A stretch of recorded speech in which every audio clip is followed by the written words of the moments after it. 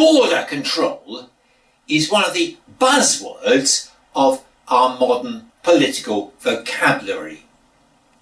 Yet it is not only nations that have entrances and exits. We often talk about the ear gate or the eye gate of our bodies. In today's Gospel, we hear the Pharisees from Jerusalem being concerned about what goes in the mouth gate. They criticise Jesus for allowing his disciples to eat without washing their hands. In response, Jesus sees gates as exits, not just entrances. Food cannot defile because although it enters the body, it soon exits again. In verse 19, which was omitted from today's Gospel, we hear, "Do not see that whatever goes into a person from outside cannot defile, since it enters not the heart, but the stomach, and goes out into the sewer." Perhaps the lectionary was rather embarrassed about Jesus talking about poos, which is why it was omitted.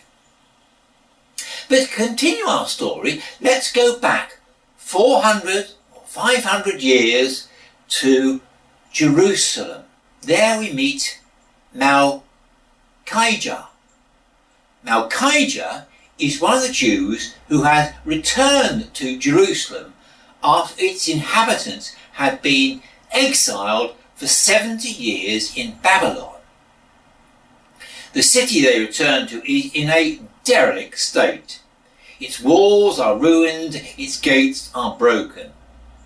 Nehemiah, the new governor, is desperate to gain control of its borders.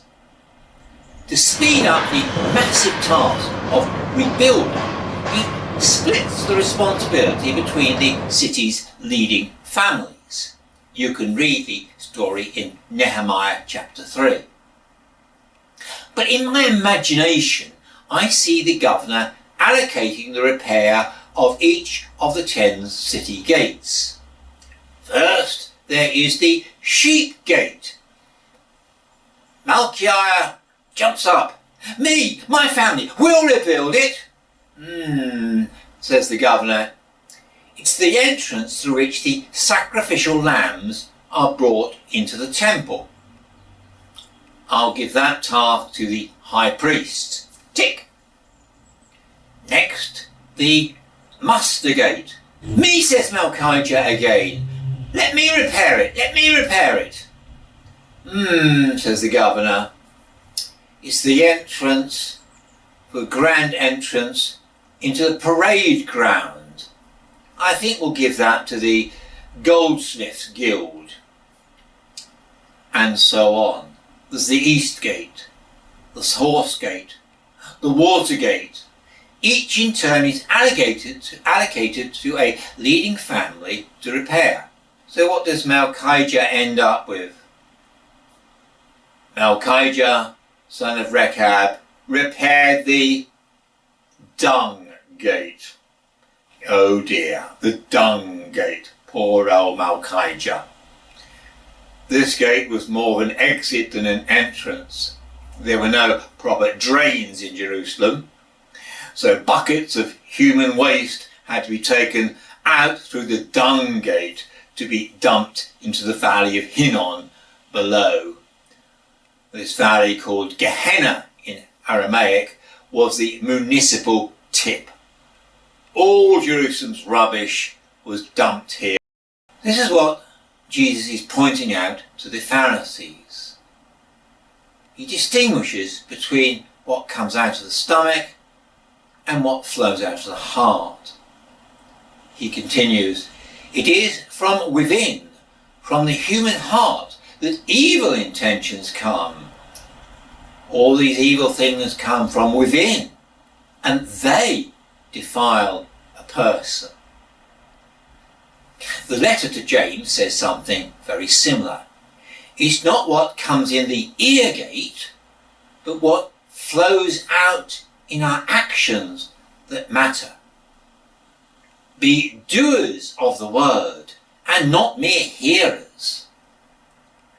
The loving action which flows out to the most vulnerable, the widows and the orphans, come from what is already in the heart.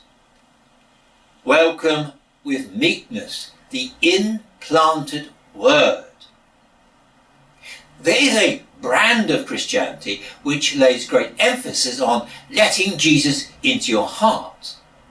But according to James, the Lord is already implanted there. He doesn't need to be invited in because he isn't absent. The Pharisees see gates as an entrance that must be guarded against a threat of undesirable things or people to preserve their purity.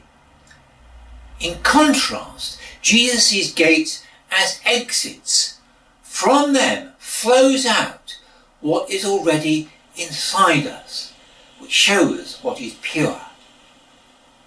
Perhaps this is best illustrated by the prophet Ezekiel. This prophet sees God's Spirit bubbling up in the heart of Jerusalem.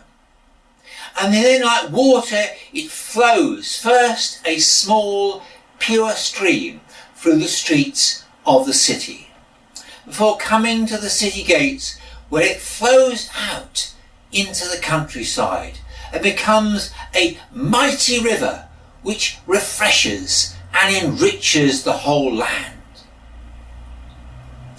So whether it's nations or our bodies, instead of seeing gates as entrances which must be guarded and controlled to prevent undesirable entry, we can see gates as exits through which the compassion, justice and mercy of Christ can flow.